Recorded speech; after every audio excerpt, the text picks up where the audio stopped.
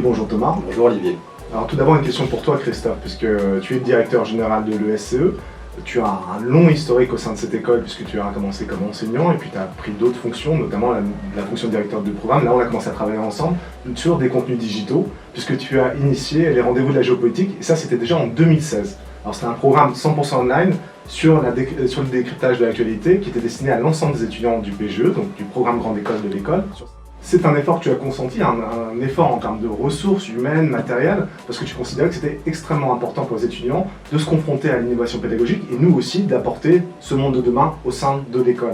Alors, non seulement tu l'as initié, mais tu l'as poursuivi en défendant ensuite de nouveaux programmes, les Doing Business qui sont vraiment dans le cœur de notre métier, mais je pense que tu nous en diras un mot, le Forum des Humanités, comme leur nom l'indique, les Humanités, et maintenant le podcast de l'ESCE, Libre-Échange, que j'ai le plaisir de co-animer avec Thomas Zeroual. Donc il y a déjà ce souci qui était posé dès 2016, bien avant le tournant digital, d'innover. Pourquoi cet enthousiasme ? Écoute, je pense que notre rôle dans l'éducation, c'est de permettre aux étudiants d'accueillir des pensées très variées, de se forger leurs propres pensées, même si ils s'affrontent à des pensées contre lesquelles ils peuvent être même très opposés et même être farouchement opposés. Et c'est d'ailleurs ce qu'on reconnaît comme qualité à nos étudiants à la sortie de l'ESCE, c'est leur forme d'humilité qui vient de cette capacité à prendre du recul sur un même objet de recherche. Ouais. Et dans ce cadre, tout ce que nous avons développé, avec toi en particulier, Olivier, dans le online, ce ne sont pas des cours, ce ne sont pas des activités pédagogiques traditionnelles, mais ce sont des activités qui permettent cette multiplicité de points de vue sur une même question. Quand on a eu parlé de la Turquie, on n'a pas donné une recette exacte sur la bonne opinion par rapport à la Turquie, parce qu'il y a X réponses possibles, et ça a été donc un moment très important pour les étudiants.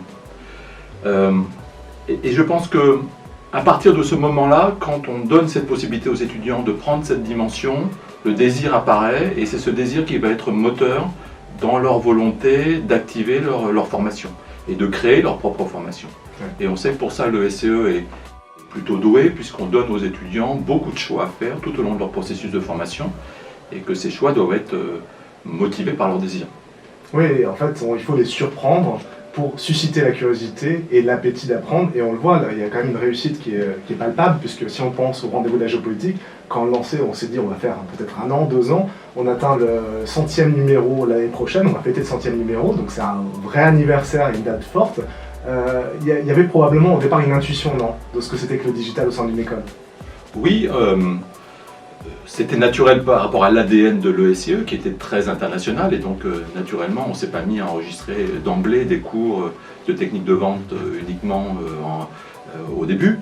On s'est dit d'abord qu'est-ce qui va faire l'ADN de l'école, et naturellement on est parti sur la géopolitique, sur plus tard le Forum des Humanités, sur tout ce qui va tourner autour du commerce international, de l'international business, de la connaissance sectorielle, et évidemment tout ce qui va armer un futur manager par rapport à sa prise de décision managériale dans un contexte international. Donc ça c'était naturel, et après ça c'est plutôt sur le fond, mais sur la forme, je pense qu'on a besoin de surprendre les étudiants et de se surprendre nous-mêmes en tant qu'enseignants en variant les outils.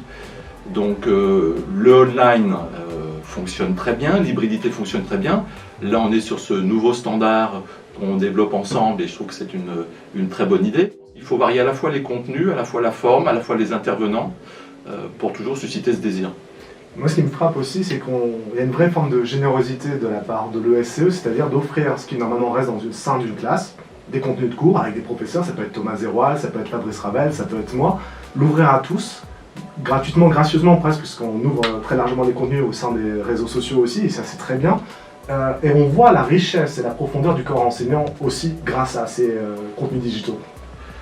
Tout à fait, ça a pour mérite en plus d'affirmer le positionnement de notre école dans le cœur de son ADN international. C'est ce qui va faire la pluridisciplinarité dans un groupe et qui va permettre aux étudiants de bénéficier du meilleur de l'ADN de chaque école. Oui, tout à fait.